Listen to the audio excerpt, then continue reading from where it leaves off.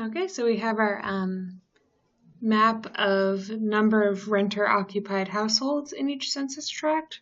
But you sort of have to think about the metrics you're using, and maybe the number of renter-occupied households is not a great metric. For instance, if you click into an area like this, which is largely MIT's campus, and I think this sort of chunk of the campus is mostly athletic fields and academic buildings, but it's showing up as this really, really light color, which would lead us to believe there's not a lot of renters there. If we click into it and look at the data, there are 313 renter-occupied households, which is not very many, but the total occupied households is 313.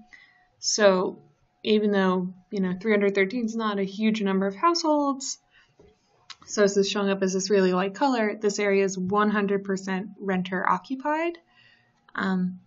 So what we're really interested in is what percentage of households are occupied by renters. So to display that, if we go into census tracts layer and change style again, we're currently using this counts and amounts color. We can go into options.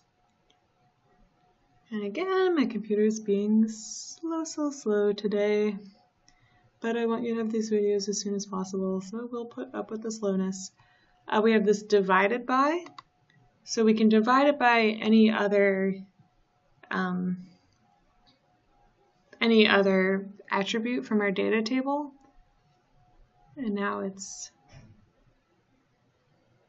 in a different order. Yay! So what we want is total occupied households.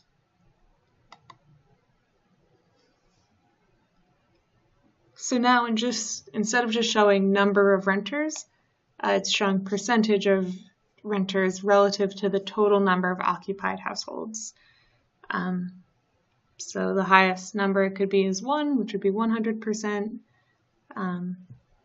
It sort of breaks it into the quantiles. We can add more classes if we want to sort of get more different color definitions.